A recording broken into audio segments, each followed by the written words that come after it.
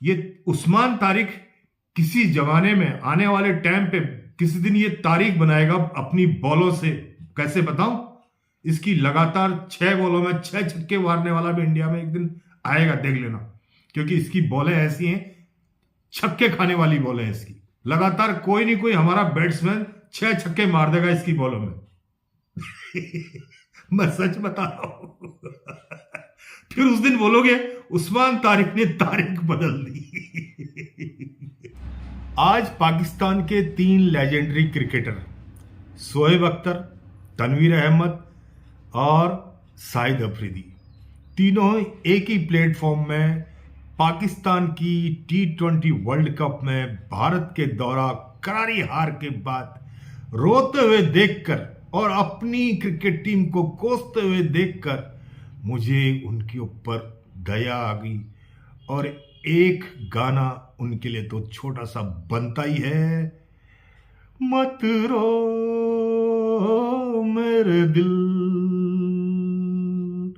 हुआ सो हुआ, मत रो मेरे दिल, हुआ सो हुआ। हेलो, हाय, नमस्ते, नमस्कार, सत श्री अकाल। मैं चंद्र सिंह बिस्ट, हिंद रिएक्शन के नाम से मेरा यूट्यूब चैनल है। आज जिस वीडियो के ऊपर रिएक्शन करेंगे वो वीडियो है सरहद पार।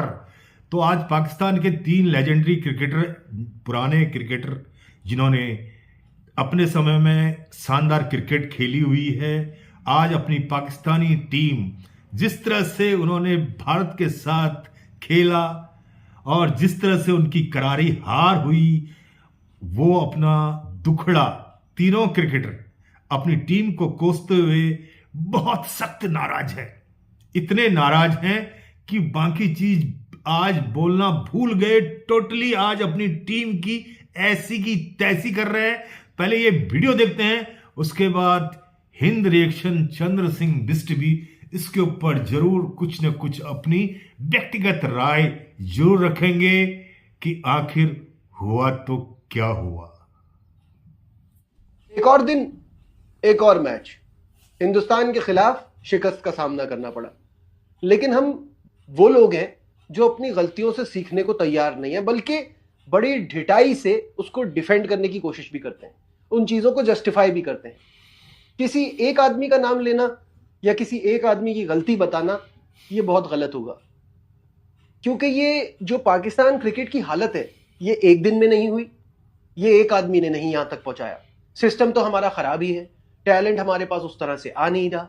जो अवेलेबल लॉट होती है उसमें भी हम पसंद नापसंद में लॉबी करके टीम को बर्बाद कर देते हैं और उसके बाद फिर फैसले ऐसे करते हैं जो सोने पे सुहागा होते हैं।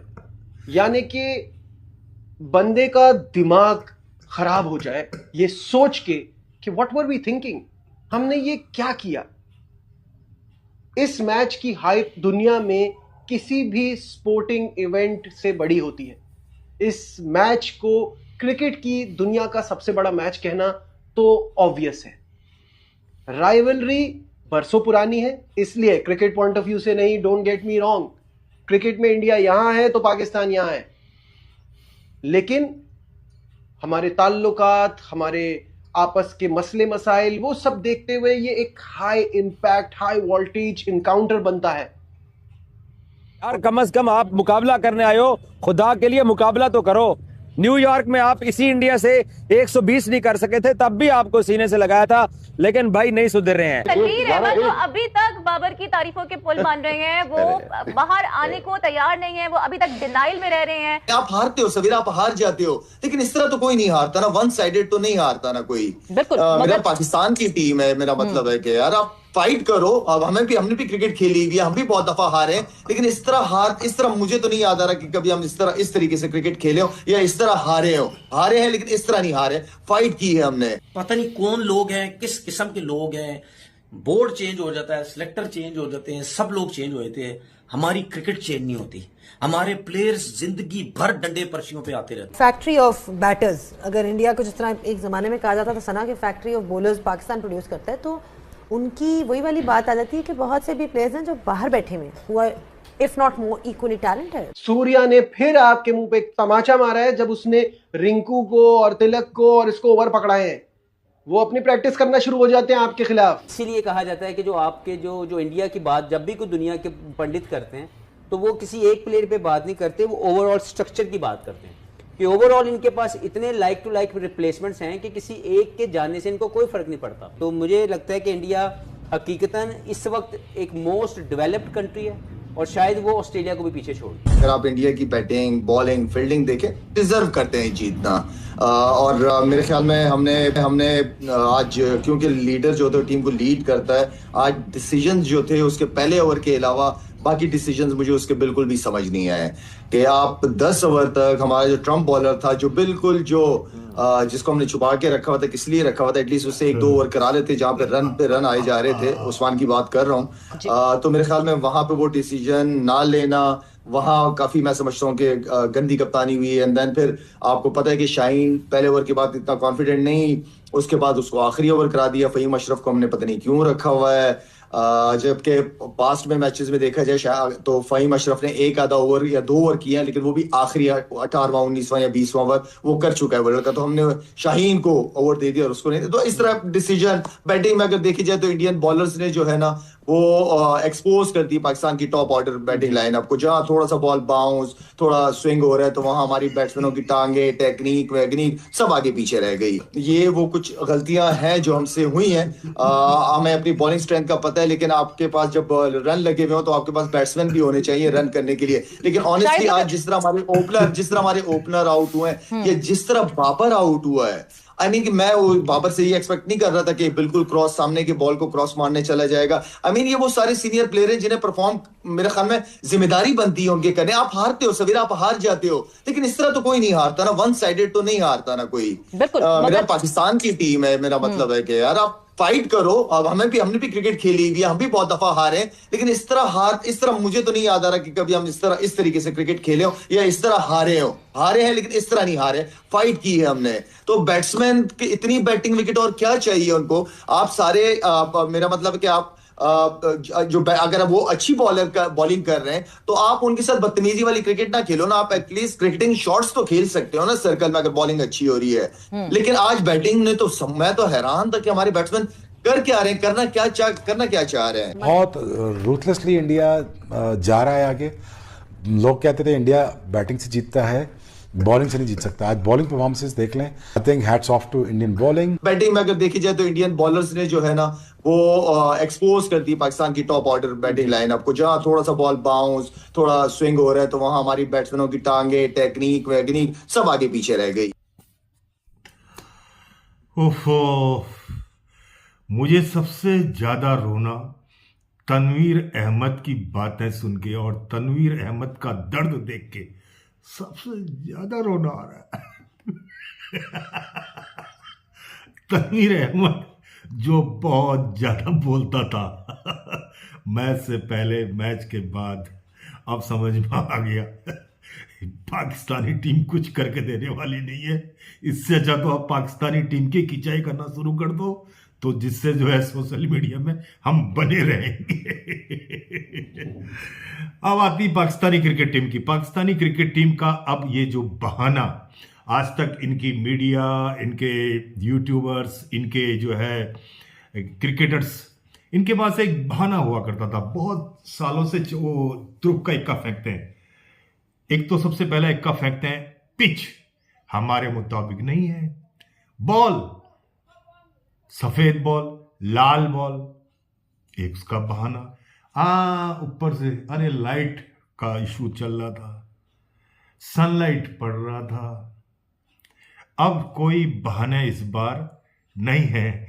आज का जमाना सब कुछ कैमरा पकड़ लेता है, कैमरा बोल लेता है, इसलिए अब बहाने बनाने के लिए अब जो है कोई बहाना, मतलब अब फ्रैक्शन ऑफ सेकंड के लिए भी आप जो है अगर रन आउट होते हैं तो वो भी थर्ड अंपायर पकड़ लेता है। तो पाकिस्तान के पास, पाकिस्तान की मीडिया के पास, पाकिस्तानी क्रिकेटरों के पास, पाकिस्तानी लेजेंडरी क्रिकेटरों के पास अब कुछ बहाने नहीं है। जो कुछ है सामने पिक्चर है, सब जो कि दिखता है। जिस तरह से शोएब अख्तर जी बोल रहा हूं क्योंकि he is a great man, he is a great guy. वो एक्चुअल में अपने ज़माने का बड़ा फास्ट बॉलर और बहुत रॉयल बंदा है। मैं सच दिल से उसको मानता हूँ। बंदे के अंदर बहुत पॉजिटिव बातें करता है और जो कुछ बोलता है खुल के बोलता है। इसलिए मैं शोएब अख्तर को तो मैं दिल से बहुत अच्छा मानता हूँ उस इंसान को। उसके अंदर है एक इंसानियत है, जो गलत है गलत को गलत बोलने की हिम्मत रखता है और सही को सही बोलने की हिम्मत रखता है। लेकिन आज जो है शाहिद अफरीदी, जो कल तक सेना अपनी फौजी अपनी जो है पाकिस्तानी सेना के कदमों में चलने वाला आदमी था। ये पाकिस्तानी सेना जैसे चलाती थी उस हिसाब से ये ड्रामे करता था। लेकिन आज जो है इसने भी जो है पाकिस्तान के इन क्रिकेटरों से तंग आकर जो मौजूदा टीम है पाकिस्तान की, उस टीम को देख के आज जो है शाहिद अफरीदी भी बड़ा परेशान हो गया। लेकिन आपकी परेशानी शाहिद अफरीदी जी, मैं वाकई में बड़ा मेरे को भी दर्द नहीं है। मुझे अभी एहसास हुआ कि तुमको अब थोड़ा सा एहसास हो रहा है। एहसास होना चाहिए कि इंडिया इंडिया है। इंडिया के अंदर 1 से लेके 11 तक सब एक से बढ़कर एक है। सबको पता है कि मैंने कब क्या करना है। ठीक है, एक चला गया, दूसरे का क्या रोल निभाना है उसको भी पता है। बैटिंग किस तरीके से करनी है उनको पता है। बैटिंग जो पिच को किस तरह से रीड करना है उनको पता है। वो क्लास तरीके से खेलते हैं। कोई ये नहीं कि गली और नुक्कड़ का मैच नहीं खेल रहे हैं और इंडियन वाले। लेकिन आप लोगों के वहां के जो क्रिकेटर्स हैं वो इस तरीके से खेलते हैं जैसे कहीं हम गली और क्रिकेट में खेल रहे हों, गली और मोहल्ले में खेल रहे हों। आया तो लग गया तो तुक्का, नहीं तो जो है पीछे विकेट तो है ही। तो कोई भी चीज खेलने से पहले जब भी कोई भी अगर स्कूल का टीचर होता है वो भी स्कूल में अपने कल का क्या मेरा सब्जेक्ट है और मैंने क्या पढ़ाना है, कैसे पढ़ाना है, उसकी एक रात पहले, एक दिन पहले तैयारी करके जाता है। लेकिन आपके प्लेयर तैयारी करने में कम लगे रहते हैं और कामों में मशगूल ज्यादा रहते हैं। मशगूल मेरा कहने का मतलब सोशल मीडिया में आके हल्ला, हाय हल्ला, वो हल्ला मचाते रहते हैं। अब बाबर आजम, जिसको आप जो है किंग कोहली का तमगा दिए घूमते रहते हैं, हमारा बाबर आजम किंग है। यार किस हिसाब से, ये बताओ, बाबर आजम आपका किंग है? किसी भी एंगल से मुझे वो किंग नहीं लगता है। उसने क्या खेला, क्या नहीं खेला, और कौन सा ऐसा मैच जो फंसा हुआ हो बाबर आजम ने निकाल लिया हो? कोई भी ऐसा मैच बता दो आप मुझे। लेकिन विराट कोहली ने जब खेला, जब भी मैच फंसा होगा विराट कोहली निकाल के ले जाता है।